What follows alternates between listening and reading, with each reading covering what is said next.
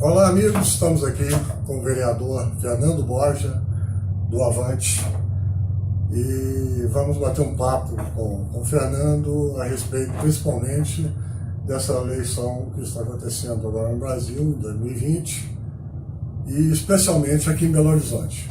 Por favor, Fernando, presente-se para o nosso público.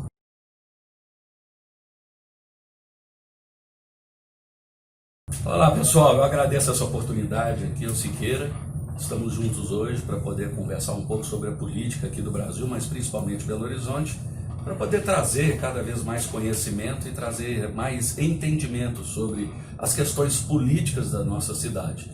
Eu sou vereador, eu sou advogado, eu sou administrador de empresas, empresário na área de construção civil e fiquei 6 anos fora do Brasil numa área de missões que a gente chama, né? Eu trabalhei em organizações internacionais de defesa de direitos humanos, realmente, de pessoas que foram perseguidas em países comunistas ou países árabes, e também trabalhei com alfabetização de adultos, educação infantil, pré-escola e desenvolvimento de comunidades em 26 países. Na América Latina, na África, na Ásia, onde nós tivemos uma boa oportunidade de conviver com as dificuldades e necessidades da população. E voltando ao Brasil, porque eu fiquei 6 anos fora, nós nos apaixonamos com a ideia de poder implementar no Brasil tudo aquilo que eu aprendi lá fora em questões sociais e ajudar a população. Mas isso já estava na sua mente se enveredar para o lado político? Eu gostava, política, eu sempre gostei de política. A primeira vez que eu participei de uma eleição foi em 1988.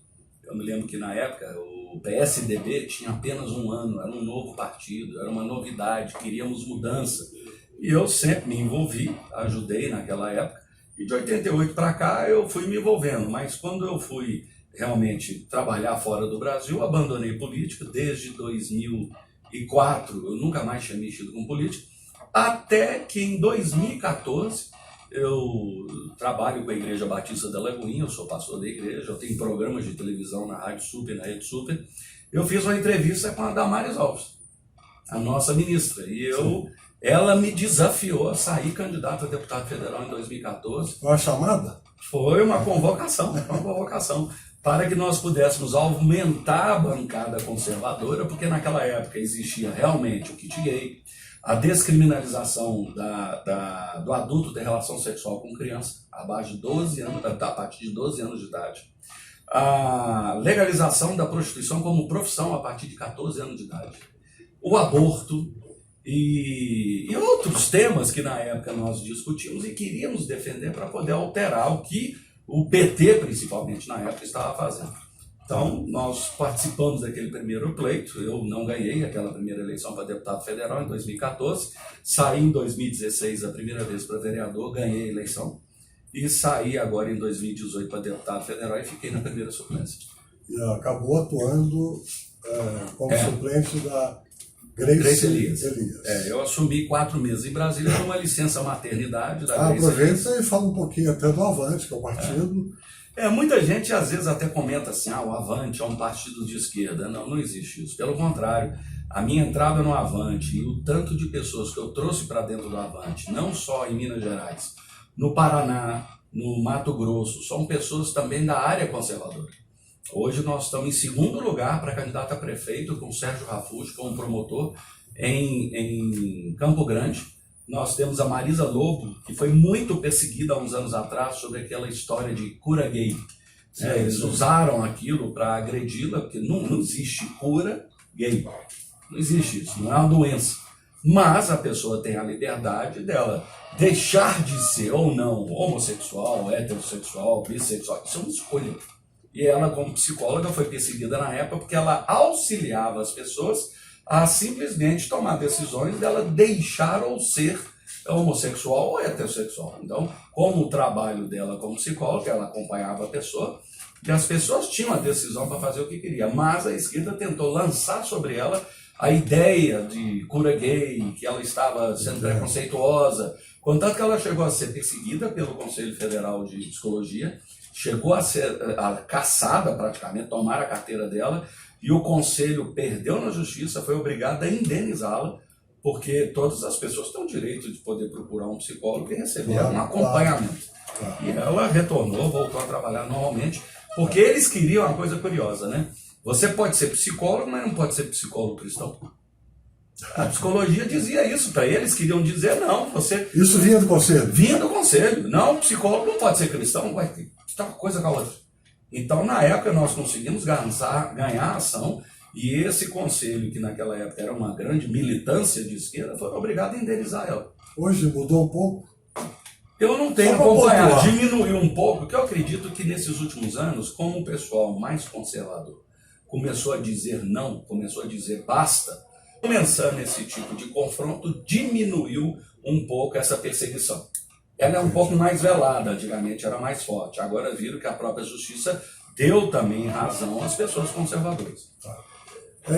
Esse perfil que você tem de conservador, família, cristão, a sua atuação sempre foi baseado nesses conceitos? Não.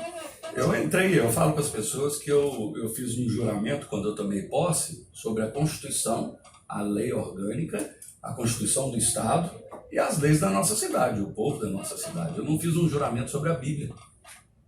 Ou seja, eu não trago a religião para dentro do trabalho político. Eles misturam os princípios cristãos com religião. Aqui eu acho muito importante princípios cristãos dentro da política. Será que a política precisa de gente falar a verdade uns aos outros? Será que precisa de pessoas que fazem a justiça, pessoas que se importam umas com as outras, que amem o próximo? Isso faz falta ou não na política? Faz. Ou seja, o que nós estamos trazendo para a política são princípios da pessoa, da família humana. Caráter. Não religião. Em momento nenhum eu falo de Bíblia, em momento nenhum eu prego, eu sou advogado.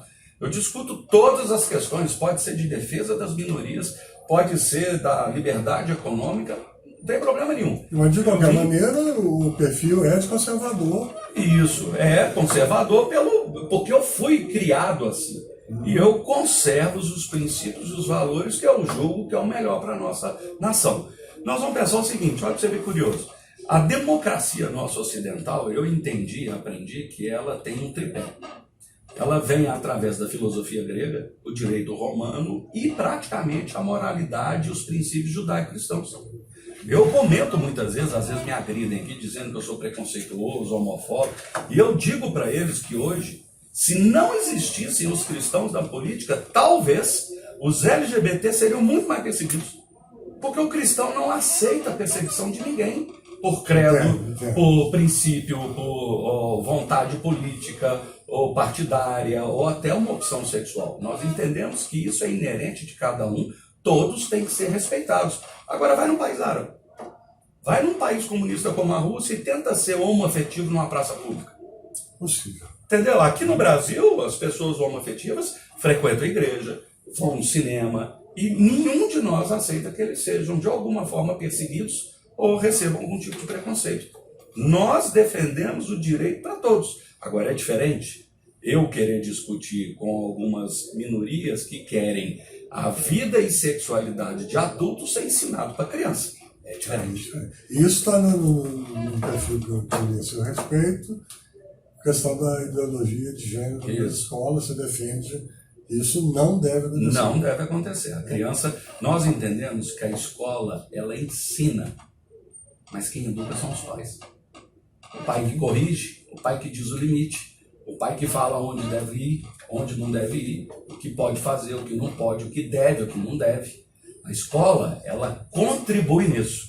Mas, a princípio, quem é mais importante são os pais e a família. A escola é parceira na educação, mas a escola é que ensina.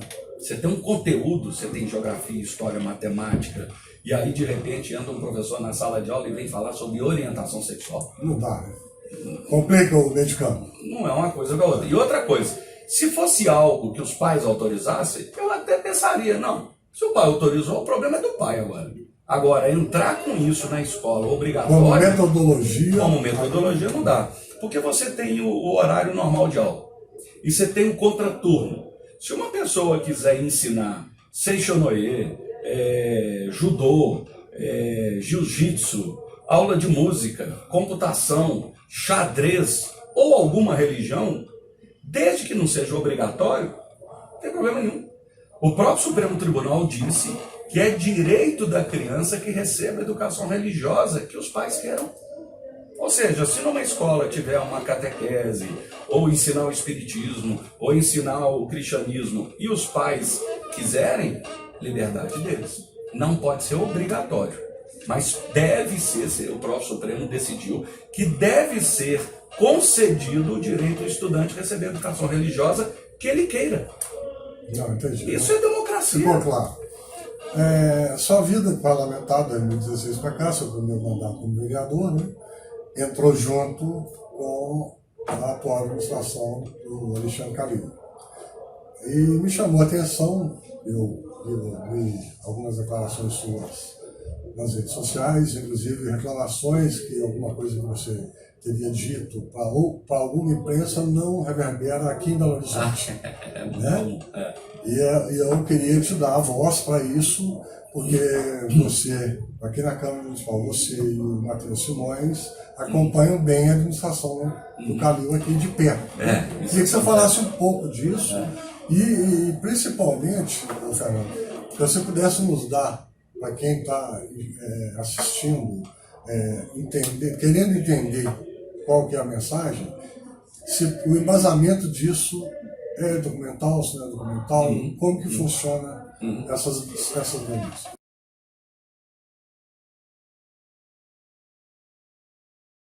Eu procuro fazer o máximo possível todo tipo de denúncia com embasamento de provas. Então, vou dar um exemplo para você na cultura. A cultura de Belo Horizonte veio o ex-ministro Juca Ferreira do Lula e da Dilma para Belo Horizonte. Belo Horizonte tem uma Câmara de Fomento à Cultura. A Câmara de Fomento é que decide os projetos. Fizeram um decreto e aportaram 20 milhões de reais para a cultura de Belo Horizonte. A Câmara que decidia os projetos foi cancelada. Foi alijado o processo? Assim, retirada. Fizeram uma nova eleição virtual, pela internet. Como é que eu vou saber quem foi eleito de verdade ou não? Colocaram quem eles quiseram. Os projetos culturais foram julgados por essas pessoas e todas elas de viés de esquerda do PT e do PSOL. E eu comprovei isso. E aí, por exemplo, o Festival Literário que aconteceu em Belo Horizonte em 2017 gastaram 530 mil reais. Aproximadamente 320 mil reais foram entregues para mais ou menos 68 pessoas sem licitação, com dispensa de licitação. Contrataram as pessoas que eles queriam, deram dinheiro para as pessoas, não houve licitação. Então eu vinha denunciando esse tipo de atitude do dinheiro público ser distribuído dentro da cultura de Belo Horizonte. A assistência social. Desviaram 1.100.000 reais da assistência social, dando 300 da área do idoso, que era o dinheiro do idoso. Pegaram 300 mil reais e deram para uma ONG fazer uma pesquisa como que o LGBT envelhece em Belo Horizonte. Certo. O LGBT envelhece diferente do masculino e do feminino? Não. 400 mil reais para uma entidade fazer um livro de chás indígenas de Belo Horizonte. 400 mil reais. E Belo Horizonte tem mais índio que a África, né? Ou então a Amazônia. 400 mil reais entregaram para uma entidade fiscalizar os projetos sociais de Belo Horizonte. 400 mil reais. Ora, número 1, quem fiscaliza os projetos é a própria secretaria. Ela tem funcionários, são contratados. A secretaria tem a sua estrutura, mas terceirizaram a fiscalização para uma entidade que quem fundou foi o próprio procurador da prefeitura. Então você vê o dinheiro sendo distribuído para algumas entidades. Eu não tenho nada contra a profissional do sexo, pelo contrário. A gente quer ajudar até essas pessoas terem uma qualidade de vida melhor e, se possível, sair dessa profissão, porque ninguém planeja ter a filha como profissional do sexo. Sim. Ninguém planeja ter o filho como talvez um traficante. Todo mundo quer que tenha alguma profissão e cresça a sua vida. Bom, deram 1,5 milhão de reais para essa entidade, não deram para mais nenhuma, para participar de um programa chamado Mãos Dadas, que não existe há 2 anos. Que é um programa Mas isso contra... foi feito em 2017? Agora! Eles estão recebendo 136 mil reais todo mês, durante 1 ano. E esse dinheiro é para quê? Para ajudar os profissionais a combater a AIDS. Aqui, tem 2 anos que o programa não existe. Tem 1,5 milhão sendo entregue para a entidade. A área de política urbana. Nós vimos completamente a política urbana de Belo Horizonte com um viés socialista. ele é expropriatório do patrimônio das pessoas. A pessoa tinha uma capacidade e poderia construir no seu imóvel uma vez e meio o potencial, e ele pagava todos os anos o IPTU de acordo com o valor venal. A prefeitura praticamente expropria a propriedade, diminuindo o potencial construtivo, mas ela não devolveu o IPTU e não deu dinheiro de volta para a população. Então, a regulamentação hoje que a gente vê dentro da política urbana é contra o capital. Parece que eles têm ódio, eles demonizam o empresário. E o que acontece? O empresariado... É o capital dos outros, né? O empresariado está todo indo embora de Belo Horizonte cada dia perdendo mais emprego, perdendo mais desenvolvimento. Nós começamos a mandar de Belo Horizonte com menos de 4 mil pessoas em situação de rua. Já estamos com mais de 11 mil. Nós tínhamos mais de 100 mil pessoas desempregadas só na área da construção civil. Quando veio agora esse plano diretor, piorou. Todo esse tipo de denúncia, o que é feito para poder chegar no denominador comum, que é justiça? Não estou falando da instituição de justiça, não. Fazer justiça. Fazer justiça com isso aí. Uma coisa que os meios legais foram juntar as provas e levar para o Ministério Público, levar para a Polícia Federal. Eu levei para a Polícia Federal a denúncia de compra superfaturada de máscaras em Belo Horizonte. Sim. Compraram 100 mil máscaras a R$ 1,99 e no mesmo dia compraram mais 7 ou 8 pacotes de máscaras. E quanto mais máscara, mais caro. Em vez de diminuir o preço, foi só aumentando. Até chegar a 630 mil máscaras a R$ 3,88. É aquela história da loja de calcinha? Não, aquilo lá da fábrica de calcinha, o endereço de calcinha, foi a empresa que ganhou a licitação para fazer os túmulos em Belo Horizonte. Ou seja, abriram 1.900 túmulos. Na verdade, e já fecharam, né? E já fecharam, porque estava dando problema de mosquito. O Calil, inclusive, pediu desculpas pela imprudência, mas o dinheiro não foi devolvido. Não. E, na verdade, é 1.900, né? Porque como são três, são 5.700. Uma coisa era a empresa que fez os buracos, a outra coisa era a empresa que compraram essas gavetas. Foram 2 contratos, é diferente. Então são dois contratos diferentes. Isso ainda nem saiu, então. Não saiu. Então... E qual que é a sua expectativa com relação, esse ano, evidentemente, não vai dar mais? Mas deixa eu só complementar um pouco, que nós estávamos falando, eu fiz isso tudo no Ministério Público, no Tribunal de Contas, na Polícia Federal. Aqui na Câmara eu levantei todos os crimes de responsabilidade do prefeito, principalmente todos os pedidos de informação que nós fazemos nas nossas comissões são encaminhados para a Prefeitura e ela tem a obrigação por lei nos responder os dados. Eu preciso de um contrato, eu preciso de uma nota fiscal, eu preciso fiscalizar o prefeito. Ele não responde. Isso é dado como crime de responsabilidade. A própria Procuradoria da Casa disse o tanto de erro que eles fizeram. Eu peguei essa documentação e entrei com um pedido de impeachment, mas está hoje parado na Casa porque eles engavetaram. Por isso que muitas vezes... em março. Desde março está parado aí na Casa. Então foi junto com a pandemia? Foi logo antes da pandemia, acredita? E aí não andou e nem vai andar, porque vai acabar agora esse mandato... Infelizmente, esse é o grande problema da democracia, quando o executivo domina o legislativo. Faz do legislativo escravo. Não é pior quando domina o judiciário? O judiciário ainda é pior ainda, né?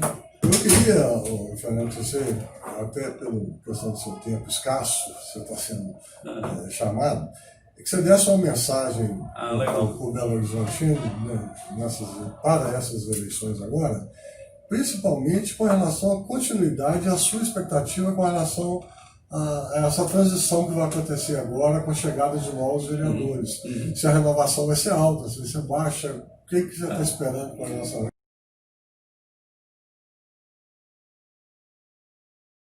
Olha, eu acredito que renovar é bom, porque a alternância de poder ela oxigena a democracia. Então as mudanças, terem outros vereadores aqui, isso ajuda a melhorar o ambiente. Principalmente dessa casa que ficou tão submissa ao executivo. Se nós tivéssemos 4, 5, 6 vereadores aqui que pudessem confrontar realmente as coisas erradas da prefeitura, não estaria acontecendo o que está acontecendo. Eu convido você a participar realmente dessa eleição. Nós tivemos mais de 50% de votos de abstenção, branco e nulos na última eleição. Gente, 50% de voto. É muita coisa, viu, isso gente? pode ajudar a definir a cidade, isso faz a diferença. Nós não podemos desistir de Belo Horizonte, nós não podemos desistir da nossa pátria. Você deixar de votar, você está perdendo a oportunidade de mudar. Ah, mas eu já votei tanto e as pessoas continuam as mesmas. Não perca a esperança. Se você votou no branco, o branco deu errado, vota no preto. Deu errado, vota no amarelo. Deu errado, vota no verde. Ah, o verde deu certo, volta de novo no verde. Vamos manter as pessoas que você sabe que tem dado resultado. Porque nós precisamos que o povo se envolva mais. Uma das premissas para poder ter uma qualidade nessa renovação é o eleitor estudar, avaliar o nome das pessoas, os candidatos. Você também enxerga assim? Ou você tem alguma ideia de que quando o pessoal que está lá em determinada comunidade, o líder, vamos colocar o líder, indica um e aí vai a turma toda para aquele cara, aquele candidato? Eu vejo hoje, eu vou tentar explicar uma curiosidade que eu aprendi aqui.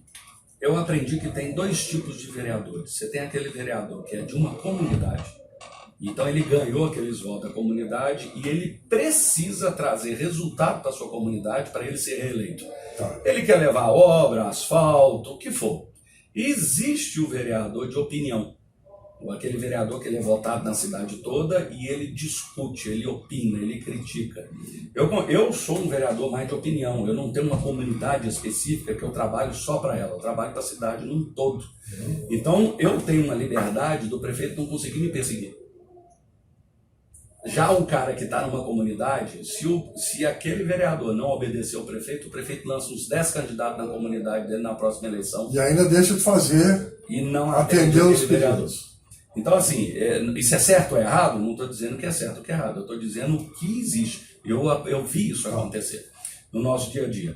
E eu acredito que a população se envolver cada vez mais vai ajudar a melhorar a qualidade dos nossos representantes.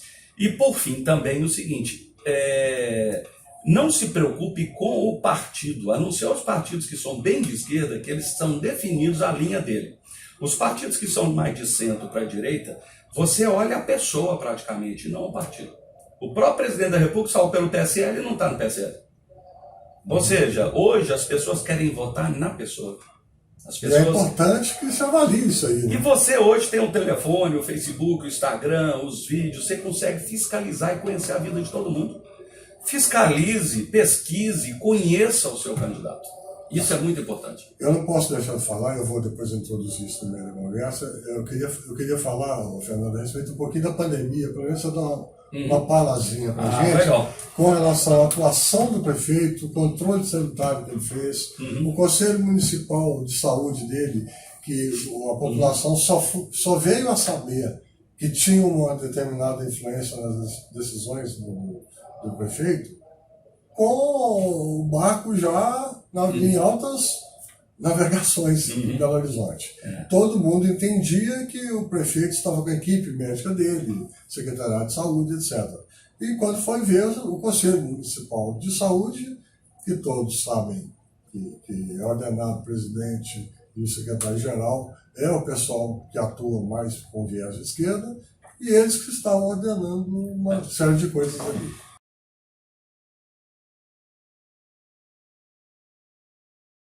Infelizmente, eu já falei isso até numa vez no jornal e falo aqui de novo. O Calil cedeu-se apaixonadamente à esquerda.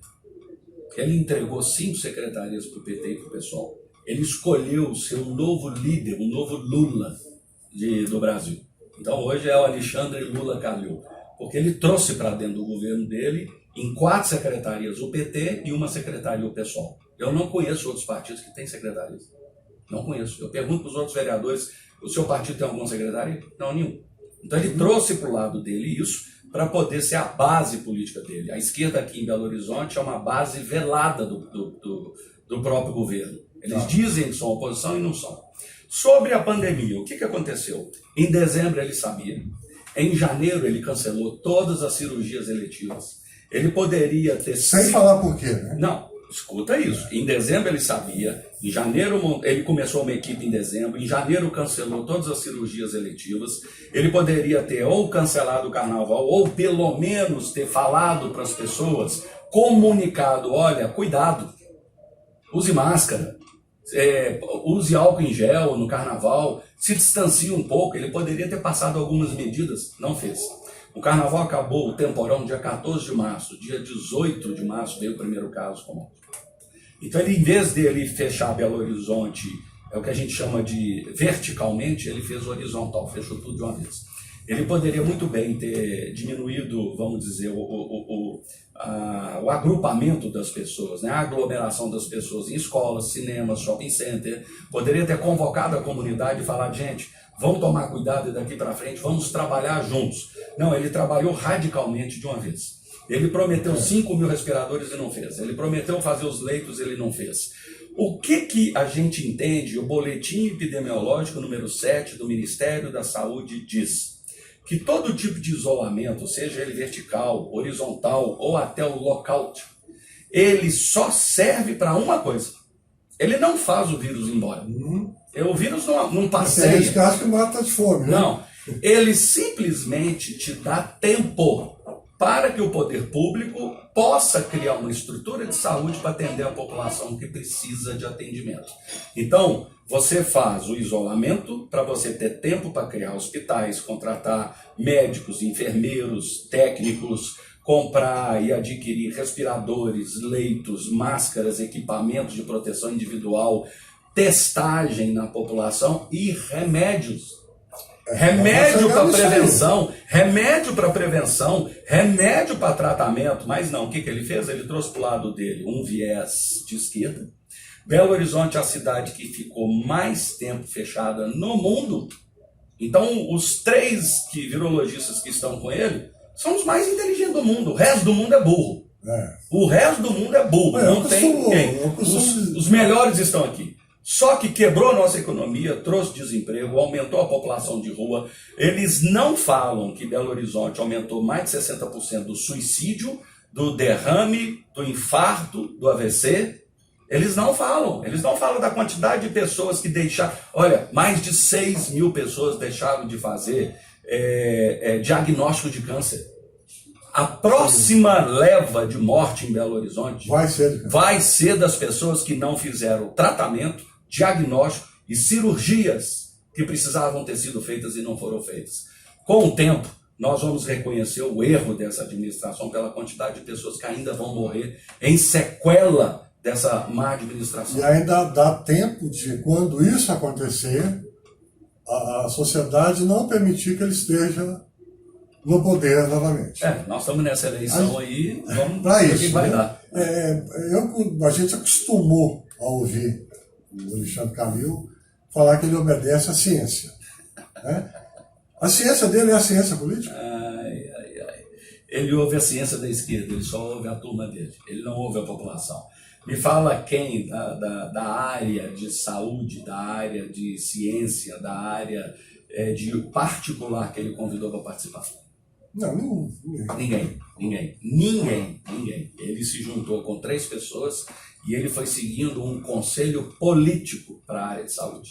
Mas eu disse uma vez e vou dizer aqui de novo, tanto o secretário de saúde, como o próprio prefeito e como esses 3 virologistas, eles vão ser responsabilizados pelas mortes que vão acontecer ainda. Eu vou responsabilizar todos eles. Porque nós tínhamos tratamento, eles não colocaram isso nos postos de saúde. A doutora Raíssa esteve aqui em Belo Horizonte e falou isso, que a equipe médica, a Secretaria de Saúde de Belo Horizonte, falou especificamente em Belo Horizonte, não permitiu o tratamento preventivo com a cloroquina. Parece que a cloroquina virou Mas chegaram aqui na Câmara e falaram que tinha. Chegaram aqui e falaram que se você tivesse a receita médica, podia ir no posto de saúde pegar. E não tinha? Não tinha. Então, quem foi tratado em Belo Horizonte com cloroquina, ivermectina na prevenção, só quem tinha condições de pagar num hospital. Finalizar, Fernando, além da mensagem que você já deu para o eleitor, eu queria que você falasse um pouco, finalizasse falando de 2021. O que será do brasileiro e especialmente do Belo Horizontino? Olha, eu espero que não hajam surpresas depois da eleição. Você já reparou que nas últimas eleições fizeram tanta promessa e depois da eleição veio um tarifaço? Depois da eleição veio um pacote? Eu tenho medo, eu tenho um certo receio que acabar as eleições, aqui no Brasil, esses ditadores nos municípios e nos governos comecem a tentar fechar de novo as nossas cidades em nome da ciência, em nome de dizer, olha, eu vou tirar a sua liberdade de vir, eu vou tirar de você a liberdade de você empreender, fazer o seu negócio, eu vou te tirar a liberdade de expressão, eu vou tirar de você a liberdade de culto, mas eu faço isso porque eu preocupo com a sua saúde. É o que a gente está vendo no Brasil inteiro, em vários lugares, ou seja, hipócritas estão fazendo do povo, da saúde do Brasil, um jogo político. E eu espero que isso tudo venha a ser revelado. Que Deus coloque luz em tudo que está acontecendo no Brasil e as pessoas compreendam realmente quem trabalha pelo bem da nossa pátria, pelo bem da nossa população e quem jogou com a vida das pessoas para se beneficiarem de alguma forma financeiramente. E eu gostaria muito de agradecer essa oportunidade, principalmente porque muitas das denúncias que nós fazemos aqui não chega aí na comunicação, não chega na publicidade, não chega em algumas rádios, televisões, jornais. Por quê? Porque o executivo de Belo Horizonte é o executivo que mais gasta dinheiro em Minas Gerais. Nem o governo do estado, nem o governo federal gasta o tanto de dinheiro que se gasta aí em Belo Horizonte com a publicidade. Dizem que pode ter chegado a 400 milhões de reais em 4 anos. É muito dinheiro para se jogar fora. Para a gente fazer a linha do metrô até lá o Barreiro, custa 800. Então, com mais um mandato, a gente teria o metrô no Barreiro. Nomes para a gente promover essa mudança, nós temos. Agora cabe ao eleitor definir quem será esse candidato e ter consciência realmente de que precisa mudar alguma coisa. Eu costumo dizer, e aqui eu falo com toda liberdade para você, se você entende que existem 2 projetos hoje em Belo Horizonte, um projeto socialista, que quer intrometer na sua vida, na sua família, e um projeto liberal que respeita a sua família, que respeita a sua opinião, que respeita a economia, e é conservador naquilo que é a sua família, os seus valores morais, eu digo para você, não vote no atual prefeito e ajude a não eleger quem apoia esse prefeito. Porque nos próximos anos ele vai repetir o que vem fazendo até agora.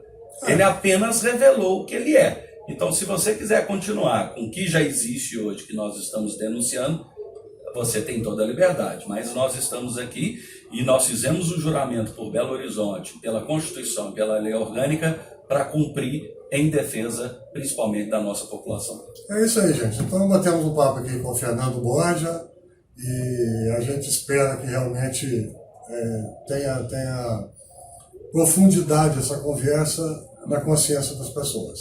É isso aí. Até a próxima. Um grande abraço.